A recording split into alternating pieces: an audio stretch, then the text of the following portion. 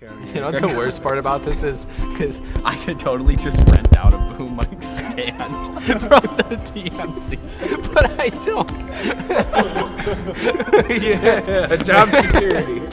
Okay, 3, 2, 1. Hey everybody, and welcome to this week's episode of Between the Lines. I'm Harrison Lone, and that's Stephen Kipp. We got a lot on our plate this week. Steven! Let's go, Steven. We're so funny today. I'll stop throwing words out of my face. Oh, hey, I didn't see you there. That's Harrison every time. Like you just fell out of the sky. No, it's like I spawned. Between the Lines. Hey everybody, and welcome to this week's episode of Between the Lines. I'm Harrison Lone, and that over there is Stephen Kipp. We got a lot today, don't we? Yeah, we had 3 MIAA Players of the Week this week. That's pretty good. We only had 1 last week, so improvement. It's our motto here at Alma College. Or something. I guess we'll just start out with men's soccer. Kyle Kansman, who we had on the show last week, he had a pretty good week. Yep, the week before, he had the 2 goals. We talked about that last week. Very impressive for a defensive player. But this week was really important. Nick Strait was not in goal for either game last week, so Garrison Mast, a freshman, had to do the work. And it was up to the leadership of Kyle Kansman to be able to make sure that those key games are still won, and they both were shutouts, which is really impressive for a freshman goalie. Now on to men's golf. Alec Genter, he was Player of the Week over the weekend for his performance in the MIAA Jamboree. Yeah, right? The final one, Jamboree? The MIAA Championship Jamboree. He finished the weekend with +7, along with the honor of being MIAA Player of the Week, received the all-conference second team honor for the entire season, and finished the season averaging 75.8 strokes around. Just over +3. Yep.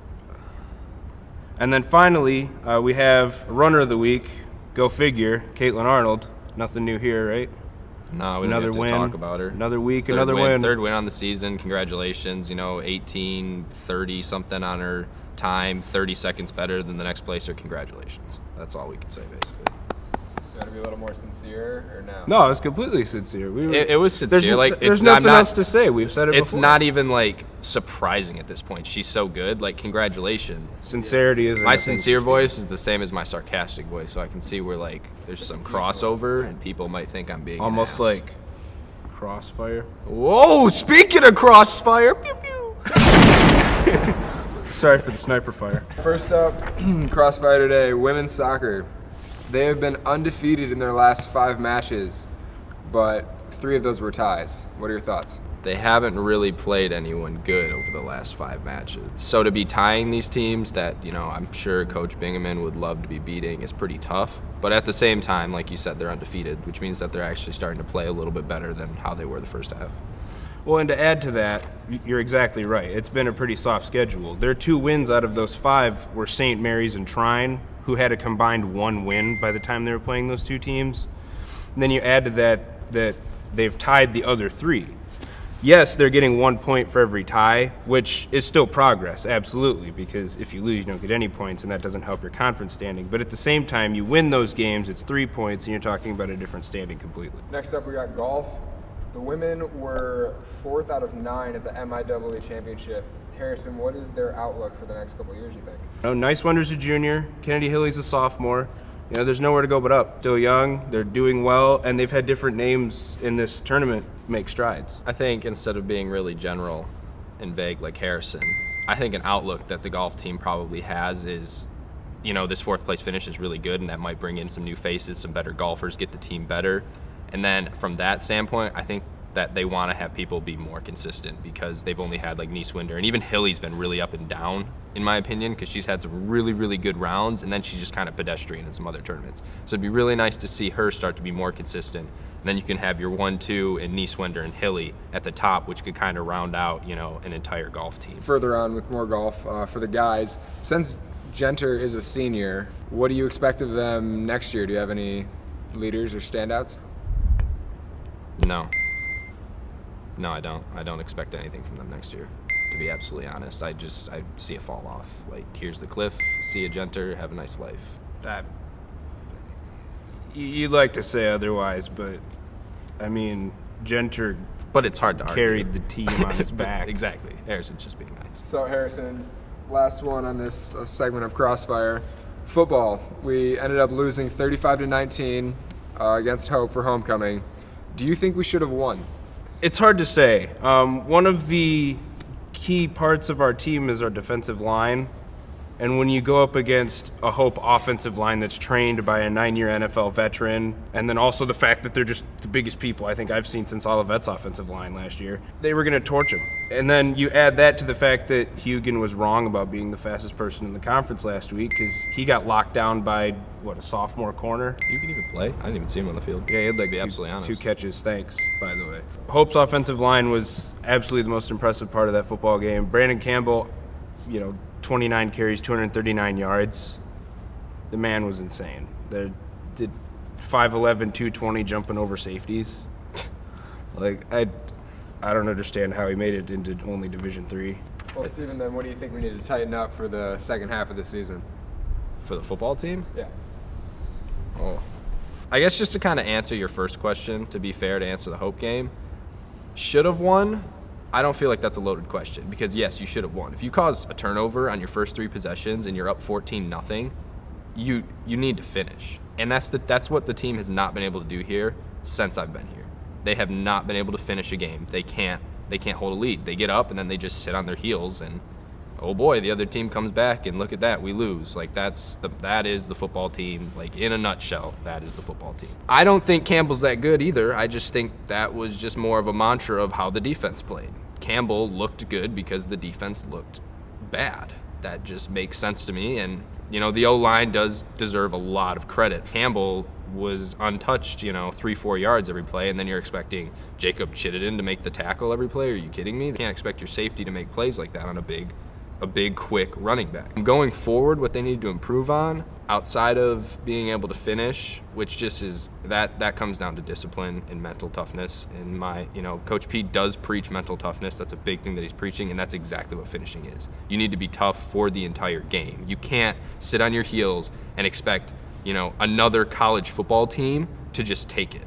That's not how it works. You need to get back to the root of things and realize that, yes, it's a game. You need to be having fun. This is D3, but play the game right. So I apologize to the guys that are doing their work because, it is noticed, and we do see it on the stat lines week to week when Zach Peterson's getting 10-plus tackles almost every week, and Sully's averaging over 100 yards on 30 carries. We see that, but unfortunately, if the rest of the team doesn't step up, it's almost pointless, and I feel bad for players like that.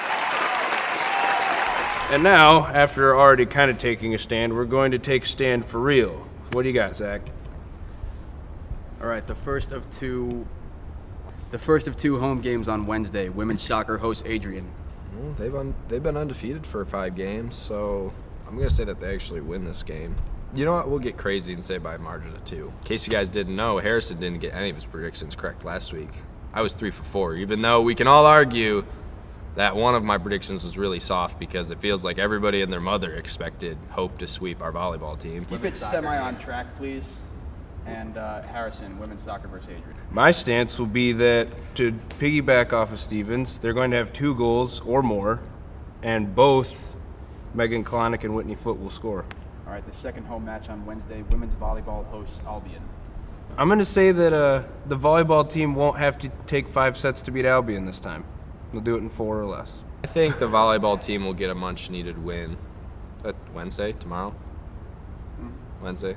The volleyball team will get a much-needed win on Wednesday, and someone other than Pilak and Lakova will lead in assists. Men's soccer at home on Saturday against Olivet. I'm going to say that the soccer team will tie Olivet on Saturday. I'm going to say that if Garrison Mass plays, he's going to get another shutout. Defense played incredibly well his other 2 starts. Why not a third one?